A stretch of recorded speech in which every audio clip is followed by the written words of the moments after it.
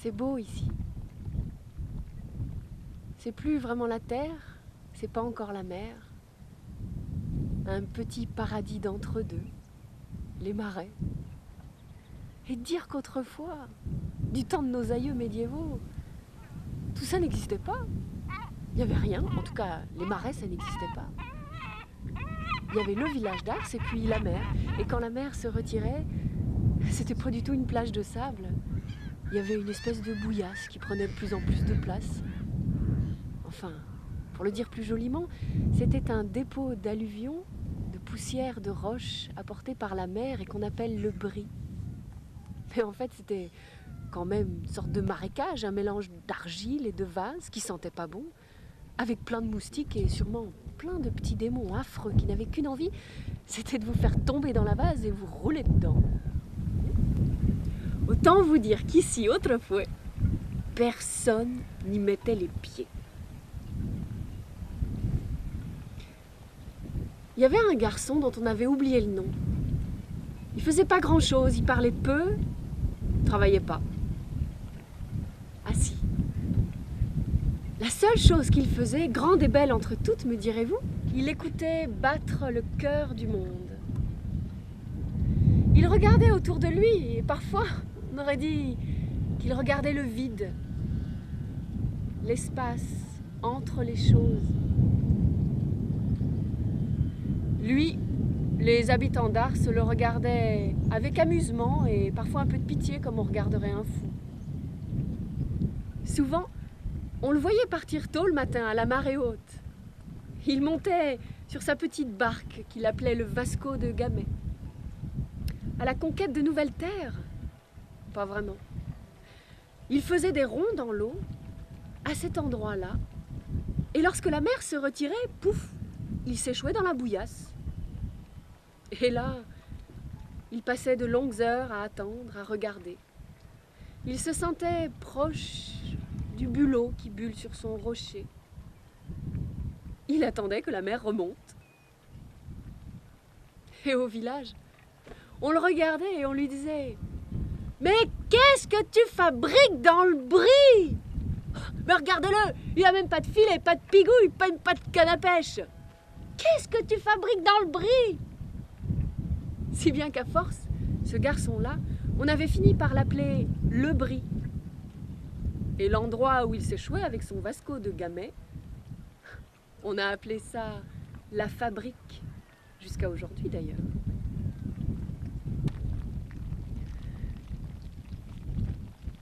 En fait, le brie avait un secret. À force de regarder entre le visible et l'invisible, il avait fait la rencontre d'une ondine. Elle avait une queue de poisson avec des écailles argentées, bleutées, une peau nacrée et des formes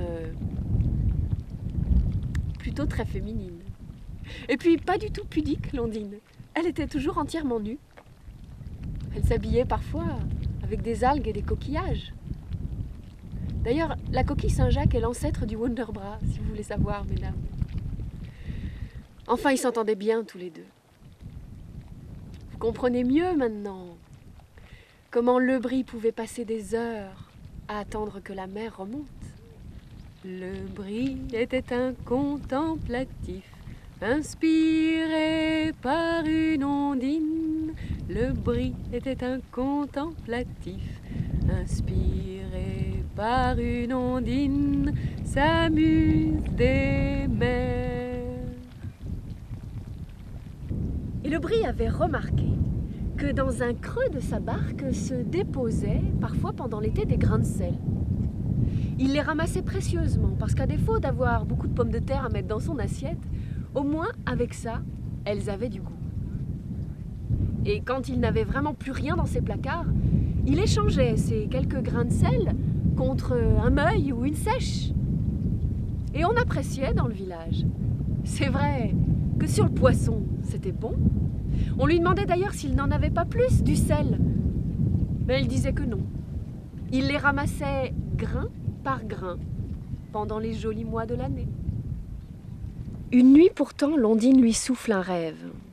Il voit tout autour du village d'Ars la mer comme domptée, entrée dans une sorte de labyrinthe en escalier, avec plusieurs bassins reliés entre eux par des troncs creux, des petits bouchons de bois pour laisser passer l'eau, un peu, beaucoup, passionnément ou pas du tout, jusqu'à une sorte de jardin d'eau où il s'est vu, lui, avec un râteau plat, sortant des quantités phénoménales de sel, des tas gros comme ça.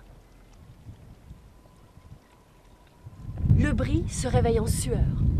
Il prend sa pelle et sa brouette, c'était décidé. Aujourd'hui, il allait accomplir son œuvre. Il part, marche dans la fabrique, s'enfonce dans la bouillasse, dans la vase, et il pose les premières pierres pour faire la digue, empêcher la mer d'envahir cette fabrique. Et la laisser entrer uniquement par une seule porte. Il construit la première écluse. Et puis avec sa pelle, il commence à creuser. Il fait de grands bassins là où il y avait déjà des crevasses, et toute cette matière noire et gris bleuté, il l'entasse à d'autres pour faire des bosses, des chemins. Il a l'impression d'être comme partie de la création du monde, un ouvrier de la création du monde. Il travaille avec enthousiasme au milieu de ce jeu géant de pâte à modeler. Ça y est, le Brie est devenu fou. Mais qu'est-ce que tu fabriques, le Brie? Je construis des marais salants pour que vous ayez du sel dans vos assiettes tous les jours de l'année. Et si vous me donnez un coup de main, on pourra aller jusqu'aux portes. Et peut-être même jusqu'à Loie. Eh non, on te connaît, le Brie. À peine on aura pris la pelle que toi tu vas t'asseoir, tu vas nous regarder travailler, feignasouve. Et passer des journées dans cette bouillasse. Alors là, je peux dire adieu à ma femme et mes enfants. Non, le Brie, moi je préfère me passer de sel. Et le Brie a continué à travailler seul, sans relâche, parfois même la nuit. Si bien qu'on a commencé à le voir un petit peu autrement dans le village. Il était fou ou il était génial?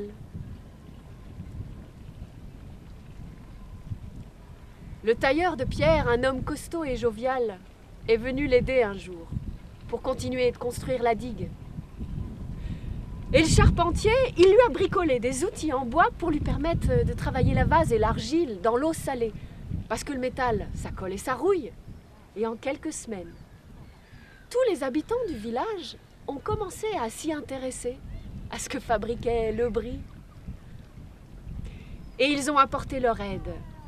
Ils ont donné la main à cette pâte à modeler l'estran.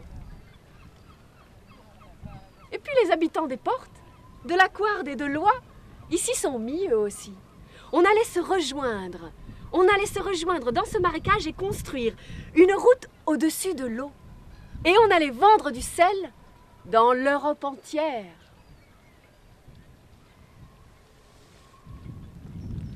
En 3 ans, le paysage avait changé déjà. On avait bien avancé le chantier, mais on s'inquiétait. Les grandes marées d'équinoxe allaient arriver fin septembre, et le temps était à l'orage. Les anciens disaient que la tempête, elle serait mauvaise.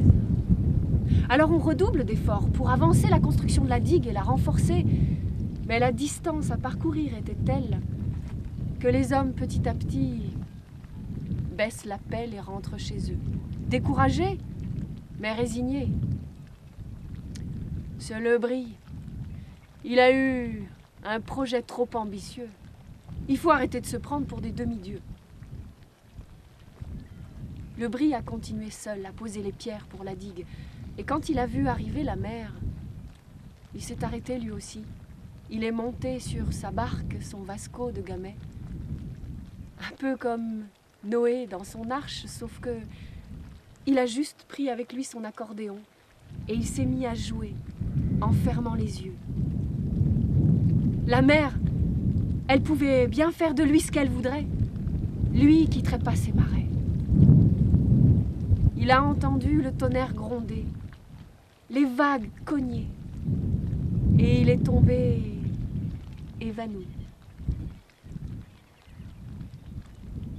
Toi, le Brie, tout va bien.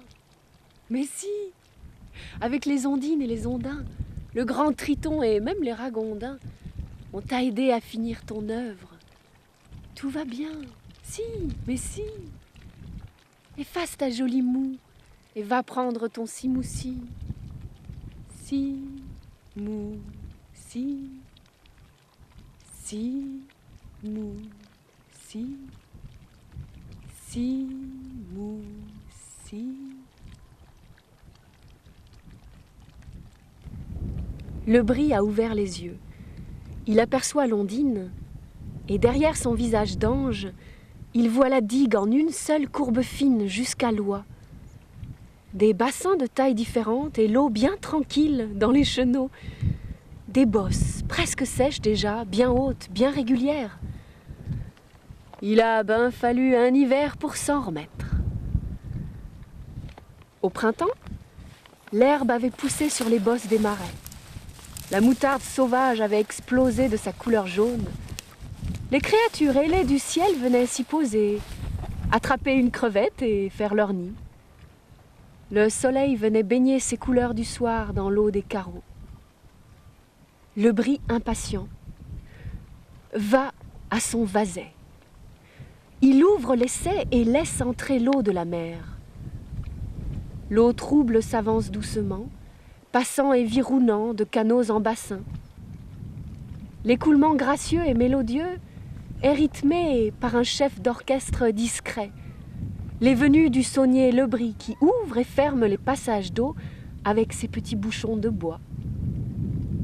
À mesure que l'eau chemine, elle devient de plus en plus claire et se met à briller. Elle s'étale enfin dans le dernier bassin, s'offre au soleil et révèle humblement son trésor au pied du saunier alchimiste, le sel, le cristal de l'océan. Et cet endroit qui n'était autrefois qu'une bouillasse insalubre et inhospitalière était devenu un jardin d'Éden, un petit coin enchanté où aimaient se retrouver les amoureux des différents villages que la digue avait permis de faire se rencontrer. Sur les marais venaient maintenant les amoureux, les promeneurs, les agriculteurs entrepreneurs.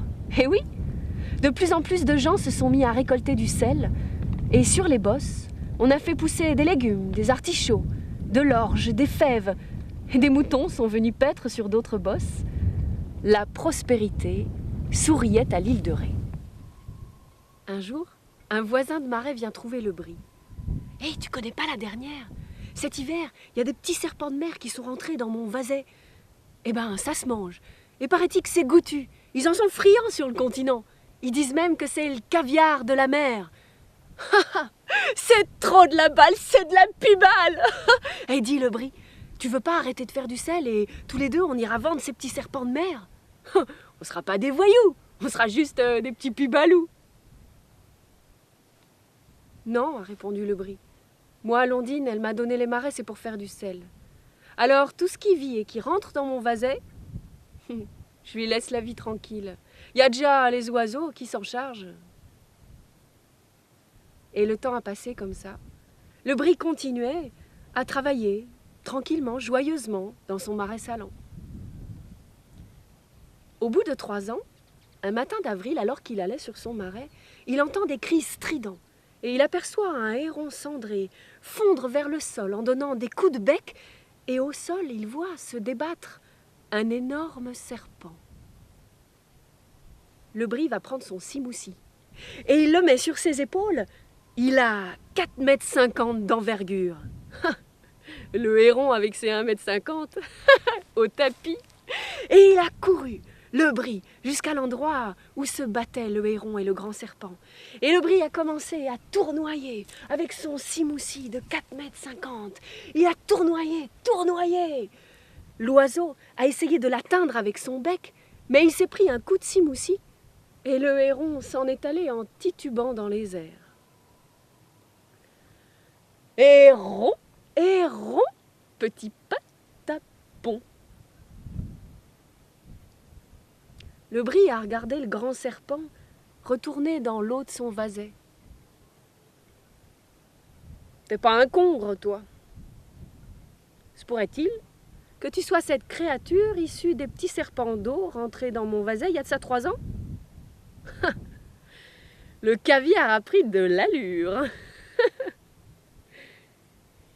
Et il n'était pas rare désormais que le bris n'aperçoive ce grand serpent d'eau dans ses bassins, presque chaque jour maintenant. Quand il l'apercevait, le grand serpent se mettait à onduler, à faire une sorte de danse dans l'eau, comme pour lui exprimer sa reconnaissance de lui avoir sauvé la vie ce jour-là contre le grand héron cendré. Et le bris s'était habitué à cette hôte de choix dans son marais salant. Mais le bris est sorti de ses réflexions par un autre voisin de marais. Cette année, il y a compète. Le varech a lancé l'idée d'un concours. C'est celui qui fera le plus de sel pendant la saison qui gagnera le concours. Il aura la médaille et le baudet. Mais la compète, le baudet, la médaille, ça l'intéresse pas, le bris. Alors il continue de se réveiller tard le matin. Il vient sur son marais qu'il aime et il travaille tranquillement, joyeusement. Alors que les autres sauniers, ils s'affairent dans leur marais et ils n'arrêtent pas de faire des pronostics météorologiques. Pourtant, cette année, c'est le bris qui a récolté le premier du sel, 1 mois avant la Saint-Jean. Lui-même s'en étonnait. Est-ce que c'était encore l'ondine qui venait mettre son grain de sel dans sa vie? Pourtant, ça faisait bien longtemps qu'il ne l'avait pas vue, l'ondine, qu'il ne l'avait pas entendue. Et chaque jour où l'on pouvait faire du sel sur le marais, le bris sortait des tas toujours plus gros que ceux des autres. Lui-même s'en étonnait. Mais le varech, lui, il s'en offusque.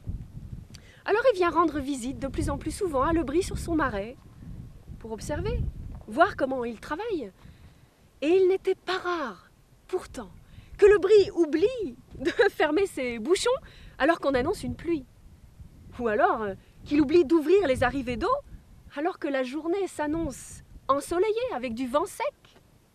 Pourtant, les réglages d'eau du bassin de le bris étaient toujours parfaits, parfaitement ajustés au temps qu'il allait faire et à la force de travail de le bris.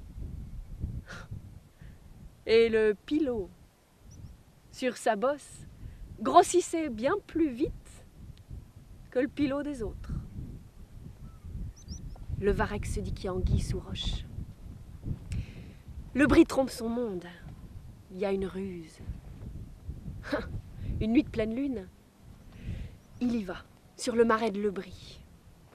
Il est bien décidé à le mettre hors compétition. Il va noyer son marais. Il va vers le vaset, enlève tous les petits bouchons de bois, les vertoques. Mais aussitôt, il aperçoit d'un bassin voisin sortir un énorme serpent, traverser les herbes hautes et glisser à nouveau dans le vaset, s'entortiller dans les trous pour en bloquer la sortie. Le varech recule de 2 pas. Et il rentre chez lui en courant. Le marais de le bris, il est ensorcelé.